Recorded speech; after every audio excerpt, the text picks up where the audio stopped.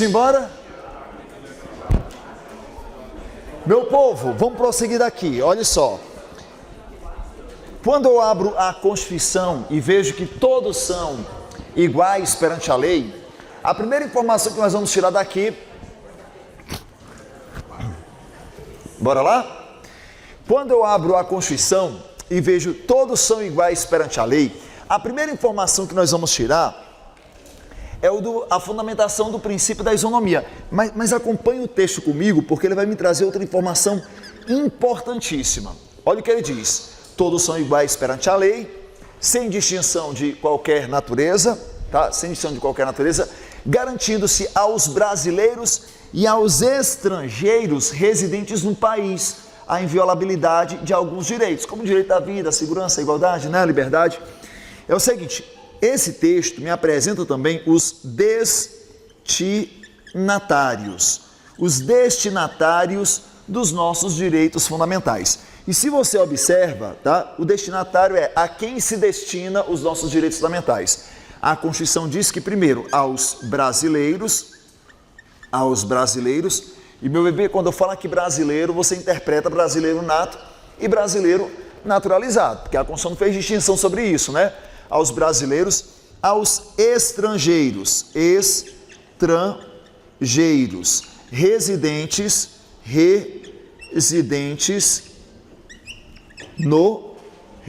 no país, e os estrangeiros residentes no país, tá? Olha só, de acordo com a nossa Constituição, os nossos direitos fundamentais destinam-se aos brasileiros e aos estrangeiros residentes no país, no Brasil. Só que eu quero te fazer uma perguntinha. Vou até mudar de cor para fazer essa perguntinha. E os estrangeiros em trânsito? Os estrangeiros de passagem pelo país também seriam destinatários dos nossos direitos fundamentais? O que você acha? Boa, tá? Mas vamos aqui, vamos lá, tá? Quem vai ter o professor? Para com isso, cara. Você tá doido, tá? Olha só a pergunta, ó. Os estrangeiros em trânsito. Um turista seria titular dos nossos direitos fundamentais? Quem acha que sim? Quem acha que não? Quem está na dúvida, faz a aula. Cris, eu estou na aula desde que o curso começou. Pare com isso, mano, tá? Turma, depende, viu? Muito cuidado com essa pegadinha na hora da prova, porque é o seguinte, ó, no seu material, você está lendo o artigo 5º, todos são iguais perante a lei, sem distinção de qualquer natureza, garantindo-se aos brasileiros e aos estrangeiros residentes no país a inviolabilidade do direito à vida, à liberdade, à igualdade, à segurança e à propriedade, e depois ele traz os incisos. Em algum momento no artigo 5º você leu os estrangeiros em trânsito? Não, tá? Mas cuidado, de fato na Constituição não há essa previsão. Quem diz isso é o STF. O STF diz que os estrangeiros em trânsito também são titulares. O turista, o estrangeiro de passagem também é titular dos nossos direitos fundamentais, tá? Vamos só entender isso daqui. Imagina só, utiliza a lógica.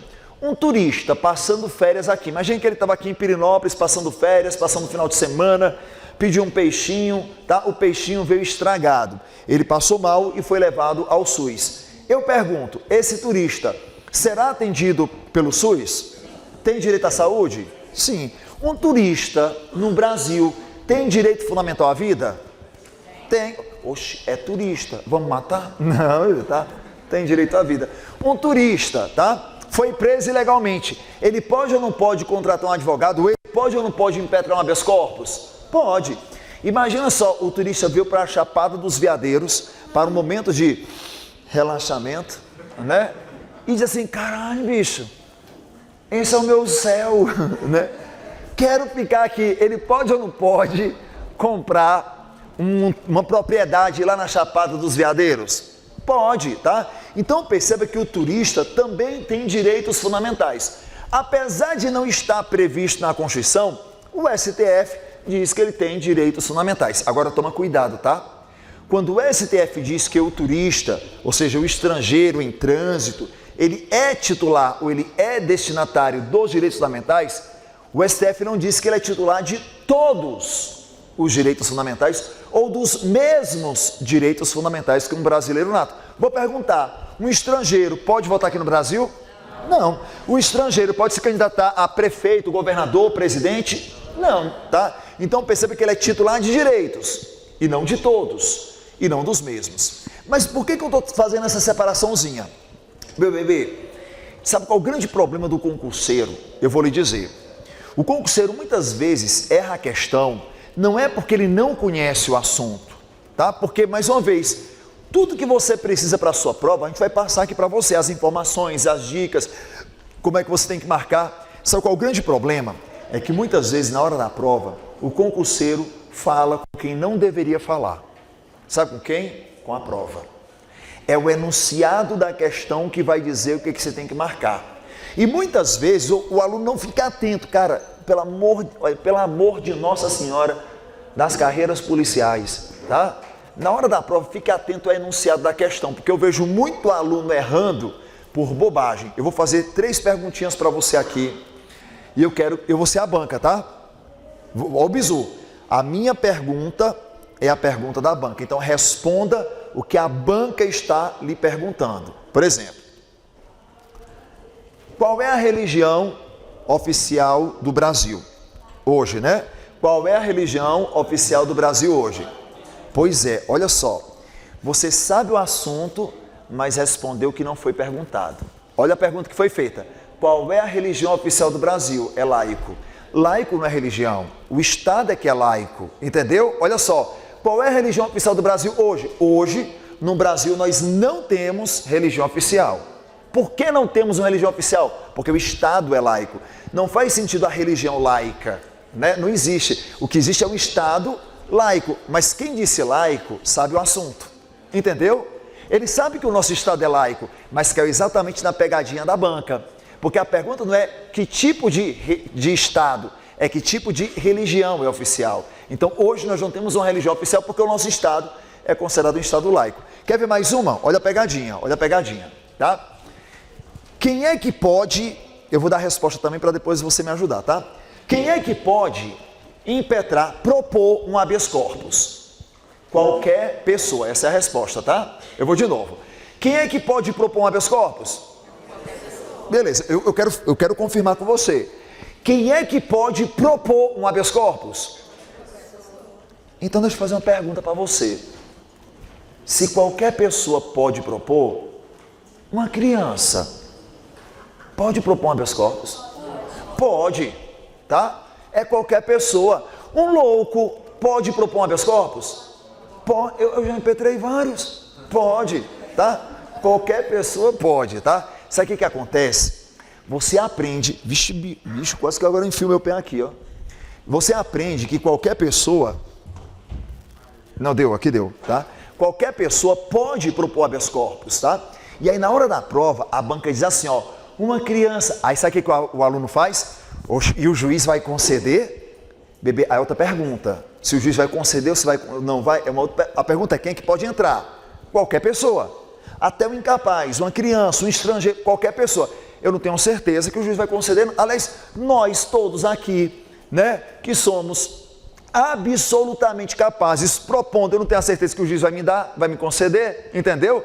Mas a pergunta não é se o juiz vai conceder o habeas corpus à criança. A pergunta é se a criança pode propor. Ela pode. Olha aqui mais uma, olha aqui mais uma. Os estrangeiros podem votar no Brasil. Os estrangeiros podem votar no Brasil. Certo ou errado? Eu vi um cerrado, não. Ou tá cerrado, não. Tá, eu vi um cerrado. O que é isso, tá? Quem acha que pode? Os estrangeiros. Pois é, mas é o que está, ó. Cuidado, não depende. Olha a pergunta da banca, tá? Não depende. Olha a pergunta, porque se ele for naturalizado, ele não é mais estrangeiro. Olha a pergunta, ó, os estrangeiros podem? Não. Mas Cris, e se ele for naturalizado? Aí se ele for naturalizado, ele não é estrangeiro. Ele é brasileiro naturalizado, por isso não conversa com a prova, irmão. Aluno que cria assim, se fode na prova, entendeu? Faça isso não. Mas o pior é que é isso mesmo, viu, turma? Na hora da prova a gente tem a mania de conversar. Mas olha só o que ele disse. Caralho, tá certo. Se o cara for naturalizado, tá? Ele pode. Mas a pergunta não é se ele é brasileiro naturalizado. Tu tá entendendo? Todas as 3 perguntas que eu fiz aqui, todos os alunos já conheciam a resposta. Mas caíram exatamente na perguntinha, na pegadinha da banca. Tu tá entendendo? Porque quem diz é laico, sabe que o Estado é laico, né? Que nós não temos religião oficial, mas caiu exatamente naquela pegadinha da prova. Quando você só, se ele for naturalizado, Cris, pode, tá? Só que é o seguinte, eu esqueci teu nome, irmão. Gabriel, né? Gabriel, é o seguinte, na hora da prova, você tem que entender uma coisa, para você nunca errar, porque se você criar essa possibilidade, você erra. Você lê o item, ela tá certa ou ela tá errada, tá? Certa, errada. Se você criar o depende, você vai se fuder, entendeu? É foda, bicho, mas é isso mesmo, tá? Na hora da prova, toda alternativa ou tá certa ou tá errada, tá? Não tem o depende, porque se você ficar na dúvida, caralho, bicho, é a certeza do erro, entendeu? Então marca lá, fiquem atentos ao enunciado, é o enunciado da questão que vai me dizer, tá? O que a banca quer que eu marque, beleza? Por que eu tô trazendo isso? Cara, na hora da prova, prestem atenção no enunciado da questão, porque olha só, de acordo com a Constituição Federal, são destinatários os brasileiros e os estrangeiros residentes no país. O STF é que diz que os estrangeiros em trânsito também são titulares. Aí olha que sacanagem, a banca vai chegar para você e vai dizer assim, ó, de acordo com a Constituição Federal, conforme expressa a Constituição Federal, expressa ela que é o quê? Como está escrito, tá? De acordo com a Constituição Federal, conforme expressa a Constituição Federal, conforme está formalizado na Constituição Federal, ela diz assim, ó, são titulares, são destinatários dos direitos fundamentais, os brasileiros, os estrangeiros residentes no país e os estrangeiros em trânsito. Certo ou errado? Errado, tá? Os estrangeiros em trânsito não estão formalizados na nossa Constituição. Olha aqui mais uma, olha mais uma, tá? De acordo com o entendimento do STF e da Constituição Federal, são destinatários dos nossos direitos fundamentais, os brasileiros, os estrangeiros residentes no país e os estrangeiros em trânsito. E agora, certo ou errado? Agora tá certo, tá? Só um minuto, por favor. Tirou? É foda ser gostoso, vô, né? São as fotos do blog, tá? Ei, Alisson, depois tirou uma foto aqui perto, viu? A minha equipe de publicidade fica... É foda, bicho, sabe como é que são essas coisas. O que acontece, tá? Fiquem atentos na hora da Constituição para ver se nesse caso a banca está te perguntando de acordo com a Constituição ou se ela está te perguntando de acordo com a Constituição e o STF. Fiquem atentos a isso, tá? Fiquem atentos a isso. E é essa a pegadinha que a banca pode fazer na hora da prova, tá? Porque ela pode acrescentar uma informação que é de acordo com o STF, mas ela perguntar de acordo com a nossa Constituição Federal. Perfeito aqui? Observe que o artigo 5º ele também me traz quais são os nossos 5 direitos principais, tá? Os 5 direitos principais. O caput do artigo 5º diz que todos são iguais perante a lei, sem distinção de qualquer natureza, garantindo-se aos brasileiros e aos estrangeiros residentes no país a inviolabilidade. Olha os nossos 5 direitos principais: a vida, a liberdade, a igualdade, a segurança, e a propriedade, tá? E a propriedade. Esses aqui são os nossos 5 direitos fundamentais mais importantes. E eu queria que você grifasse uma coisa no seu material. Olha como é que ele diz lá no finalzinho: garantindo-se aos brasileiros e aos estrangeiros a inviolabilidade, tá? A inviolabilidade. Olha só, esses 5 direitos fundamentais, eles são invioláveis. Esses 5 direitos fundamentais, eles são invioláveis. E por que eu estou dizendo isso? Dizer que um direito ele é inviolável não significa dizer que ele é absoluto. Porque talvez uma das principais características dos nossos direitos fundamentais seja exatamente esse, a relatividade. Relatividade. Para a sua prova, e apesar de eu não concordar, mas para a sua prova é importante que você entenda que na nossa prova não há direito fundamental absoluto. Ah, Cris, eu não concordo. Bebê, estou com você, não concordo. Para mim, nós temos muitos direitos fundamentais que são absolutos. Por exemplo, o inciso 3º. Cara, ninguém pode ser levado à tortura, tratamento desumano, degradante. Isso para mim é fundamental. Aliás, isso para mim é absoluto. Mas para efeitos de prova, a nossa principal característica é a relatividade, a relativização do direito fundamental. Para você ter uma ideia, nem a vida é absoluta. Nem a vida. Olha só, o nosso bem maior é a vida. Sem vida, eu não tenho direitos fundamentais. A vida não é absoluta. Quer ver exemplo? Bebê, no Brasil, eu posso matar alguém? Eu sugiro, não faça, tá? Mas no Brasil, eu posso matar alguém? Regra? Não. Tem exceção? Tem um exemplo aí. Legítima defesa, tá? Legítima defesa, tá? Imagina só. Opa. Na prova, eu posso matar alguém? Resposta, não. Tá? Porque essa é a nossa regra. Entendeu? A regra é o não matarás. Não, isso é o mandamento, né, bicho? Mas enfim, tá? É quase a mesma coisa, não? O Código Penal não livro da Bíblia, né? Não. Ó, não matarás. O homicídio, tá? É um crime. Então perceba, a nossa regra, por exemplo, tá? Não haverá pena de morte no Brasil. Isso é regra ou exceção? É a regra. Então no Brasil se adota a pena de morte? Regra. Não. Entendeu? Salvo. Aí nós chamamos a exceção. Então cuidado com a situação. Porque em regra, o que a banca te cobra é a regra. Ficaria errado se ela dissesse, ó, em nenhuma hipótese você poderá matar. Aí está errado. Mas a nossa regra é, no Brasil, nós não admitimos a morte. Nós não admitimos que uma pessoa mate outra. Está correta, tá? A regra é o que vai ser cobrado. Agora toma cuidado, porque com as palavrinhas só, somente, nunca, jamais, em hipótese alguma, aí eu torno o texto errado. Porque, por exemplo, vou trazer esse exemplo que alguém falou aqui, legítima defesa. Imagine hipoteticamente que eu esteja aqui dando minha aula, tá? A Alisson abre a porta e diz, professor, vou lhe matar. Vai me matar o caralho, viu? Tá? Imagina só que o aluno abre a porta assim, professor, vou lhe matar. Puxa aqui minha arma, pá, atiro nele antes. Eu agi em legítima defesa. Não se preocupem que na turma de cursinho eu não tenho essa vontade de matar ninguém. Na faculdade, eu confesso que é diferente. Eu tenho vontade de matar 3 ou 4 por semestre, né?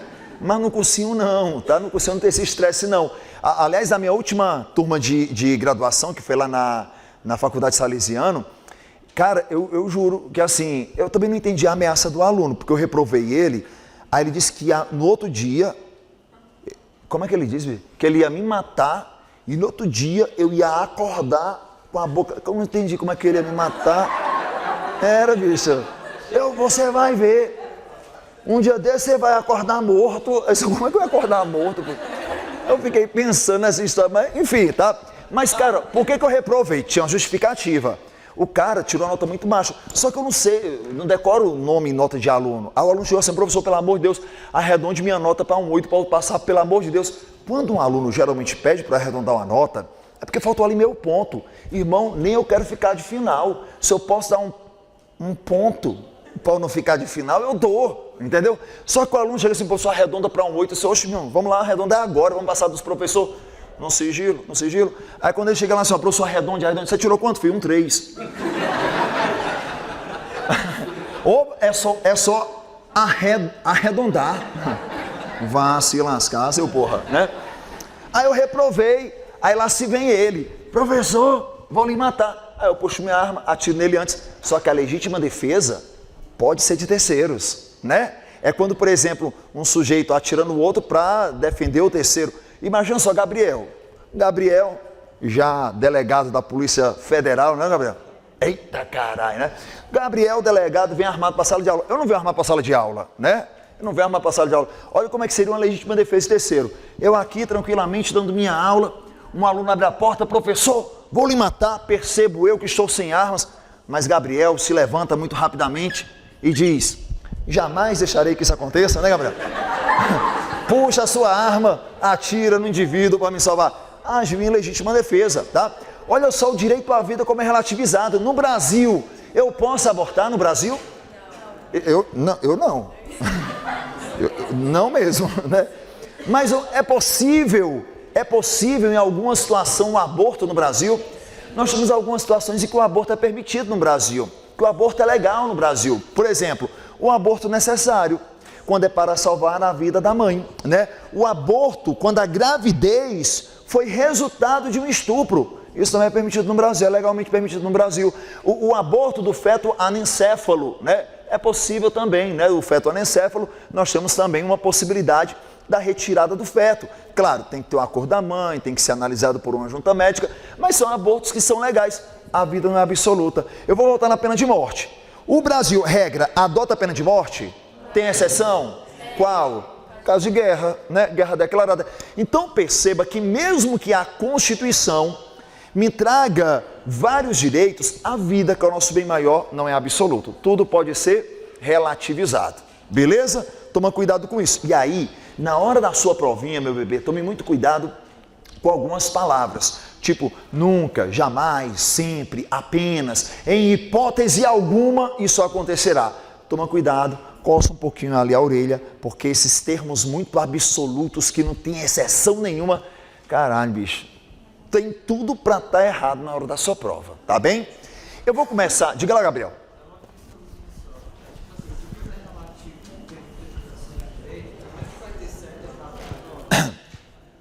Observe o enunciado da questão.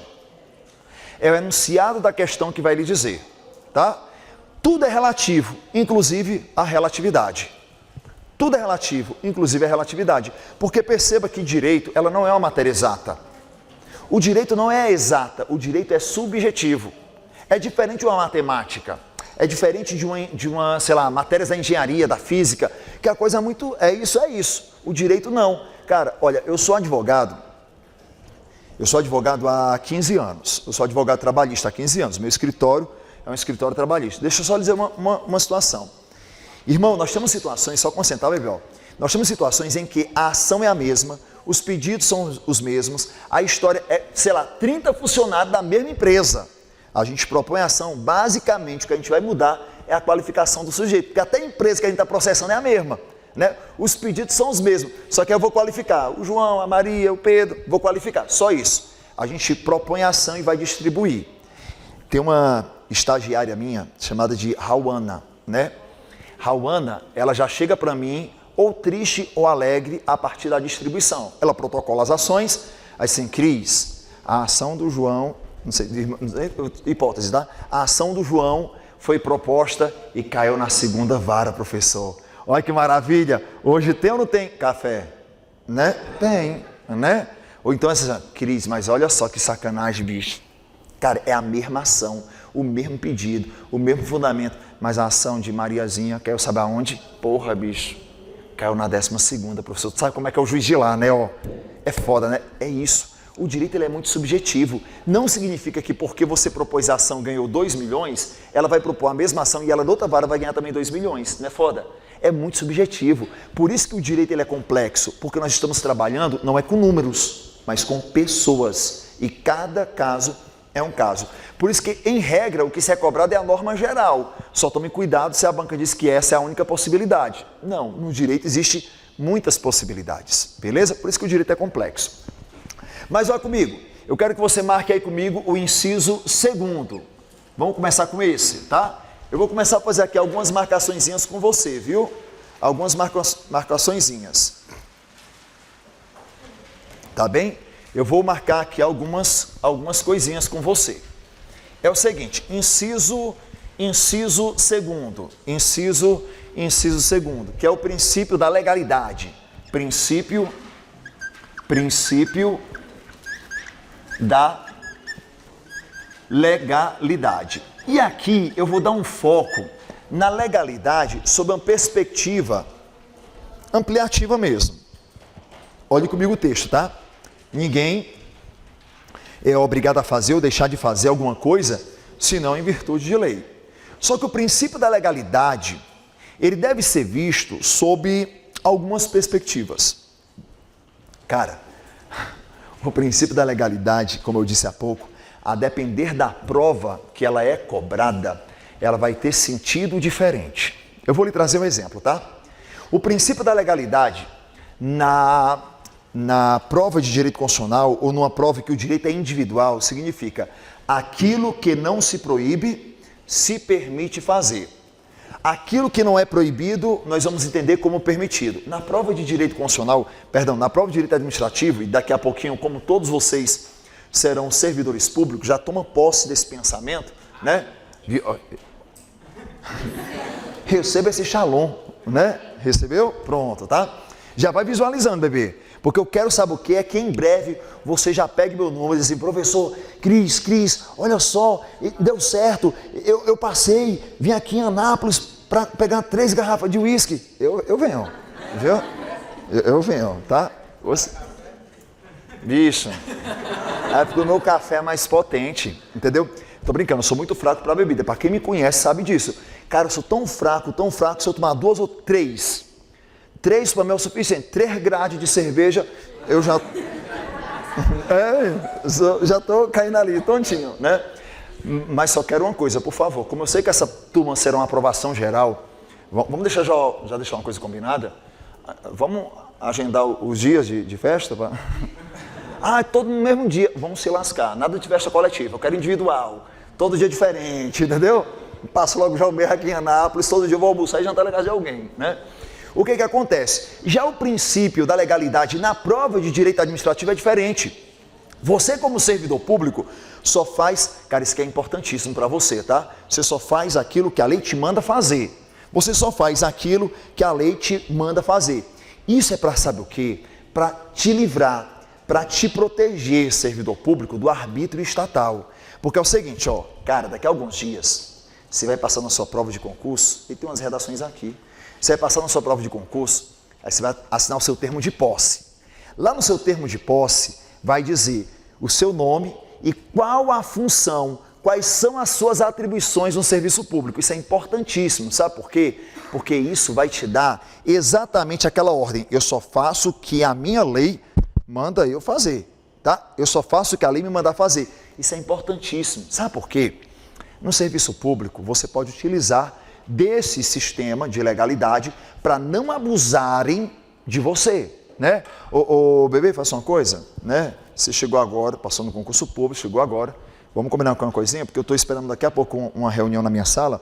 Você está fazendo o quê? Estou fazendo meu serviço. Não, pare aí, vai lá no meu carro, tá? Traga 15 caixas de livro, coloque ali na minha sala, tá? Aproveite quando chegar lá, vá à sala, passa o pano, faça um cafezinho, desce lá na padaria, pega uns pãezinhos, e depois passa na outra padaria para pegar um bolo X e traz para cá. Olha o que tu vai fazer. Olha. Tem não. Mas bebê só depois do 3º ano, viu? Cria estabilidade primeiro, viu?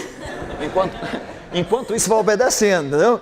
Mas depois disso, tu tem estabilidade, cara, tu não é obrigado a fazer o que a tua lei não te manda fazer. E é por isso que o princípio da legalidade é tão importante na administração pública, para evitar que o agente que é hierarquicamente superior se utilize com abuso de poder, entendeu? Com desproporcionalidade, abusando da sua competência. Aí sim você pode acionar na justiça ou até mesmo no processo administrativo, se isso acontecer, porque tu tem a proteção da legalidade para ti. Agora, olha que interessante. No direito penal, legalidade também tem outro significado, né? Nulo crime, nula pena, sine privilegi, tá? Carai, hoje eu tô poliglota, né? Ou seja, não há crime sem uma lei. Então, para que um crime seja de fato crime, tem que ter previsão legal. Se não tem previsão legal, irmão, não é que... mas eu achei que era. Um crime não é feito por achismo. Um crime é feito por lei. Um crime é criado por lei. Vou fazer uma pergunta para você, tá? No Brasil, pedofilia é crime? Não, tá? A pedofilia não é crime não, bebê, tá? O crime é o estupro de vulnerável, tá? O crime não é pedofilia. A pedofilia é a doença. O crime é o ato, tá? Eu não estou defendendo pedofilia não, tá, turma? Só quero que você entenda uma coisa. Não há tipo penal pedofilia. O tipo penal é o estupro de vulnerável. O crime é o ato, não a doença. A pedofilia é a doença, tá? Vou trazer um exemplo. É uma parafilia, né? Pedofilia é uma parafilia. Vou trazer um exemplo. Um cara tem uma doença sexualmente transmissível. Tem HIV, tem AIDS, tá? Ele comete crime de aidético? Não, tá? Se ele está doente, ele tem uma doença. Beleza. Agora, se ele sabe que tem uma doença sexualmente transmissível e contamina outras pessoas, propositalmente, porque ele sabe que tem a doença, ele contamina outras pessoas e ele comete crime, o crime não é ele ter a doença, o crime é o ato que ele praticou. O nome desse crime é da periclitação da vida e da saúde, tá? É o nome do crime, tá? Não é crime de aidético. Tu tá entendendo? Ó, cuidado, eu não estou defendendo mais uma vez, pedófilo. A gente tem que separar, na hora da prova é crime aquilo que a lei me diz que é crime, tá? Vou trazer outro exemplo. No Brasil, canibalismo. É crime canibalismo? Agora eu fiquei assim, que porra é essa? No Brasil, canibalismo é crime? Não. Então posso comer gente? Ficou meio pornográfico, né? Então eu posso comer carne humana? Não, tá, turma? Mas olha só, o canibalismo em si não é tipo penal. Eu só vou trazer um exemplo para você, tá? Nós tivemos há alguns anos, tá? Com uns 10 anos mais ou menos, 10, 12 anos, o caso dos canibais de Garanhuns. Não sei se vocês acompanham esse processo, que eram três pessoas. Era um rapaz que tinha um relacionamento trisal, era um cara com 2 meninas. Isso lá em Garanhuns, em Pernambuco. Eles mataram algumas mulheres, né? E eles faziam coxinha para vender na universidade. Foi em Pernambuco. Hã? Aqui também foi? Goiânia, foi sério? Eu não sabia não desse caso de Goiânia, tá? Um trisal, né? Só não era um trisal, mas comia de qualquer jeito, né? Lá era um trisal, era um rapaz e 2 mulheres, eles seduziam outras mulheres para terem relações com elas, e olha só, e matavam, né? Algumas partes eles comiam, outras partes eles faziam coxinha e vendiam na universidade, não falando sério, e outras partes eles tinham, algumas partes estavam enterradas dentro da casa, ou no quintal da casa, ou no jardim da casa. Quando eles começaram, quando o processo começou, aí o inquérito começou e tudo mais, a investigação, eles foram processados na ação penal por canibalismo? Não. Nulo crime, nula pena sine prévia. Não há crime sem lei anterior que defina nem pena sem uma prévia combinação legal. Então não havia tipificação, não há ainda hoje tipificação penal para isso, tá? Eles responderam por homicídio, acho que foi homicídio qualificado, ocultação de cadáveres. Eu não recordo se ali coube um vilipêndio, né, o desrespeito ao morto, né, não recordo. Mas eu lembro bem que foi homicídio qualificado, houve ocultação de cadáveres, mas eles não responderam por canibalismo. Por quê? Porque não há essa previsão penal no Brasil. Não há um tipo penal dizendo que canibalismo é crime. Nós não temos essa previsão. Então, no Brasil, o princípio da legalidade para o direito penal significa, sabe o quê? Um crime só pode ser feito por lei. E lei no sentido estrito da palavra. Pergunta, um crime pode ser feito por um decreto? Por uma medida provisória? Uma resolução? Um ofício? Não. Lei. Não precisa ser lei complementar nesse caso. Pode ser lei mesmo, lei ordinária. Porque como não há previsão também, não há crime sem lei, e não lei complementar. Porque a lei complementar possui o caráter taxativo. Será feito por lei complementar sempre que a lei te mandar ser feito por lei complementar. Se ela não te pedir, não há obrigatoriedade. Então, não necessariamente um crime é feito por lei complementar. Pode ser também. Geralmente, por exemplo, crimes ambientais, crimes tributários, crimes contra a economia nacional, crimes contra a ordem pública são feitos por lei complementar. Mas não necessariamente todo crime é feito por lei complementar, tá?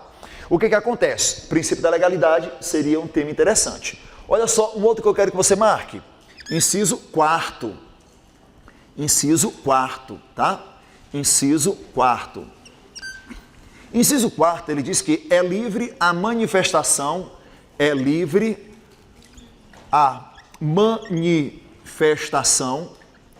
a manifestação de pensamento.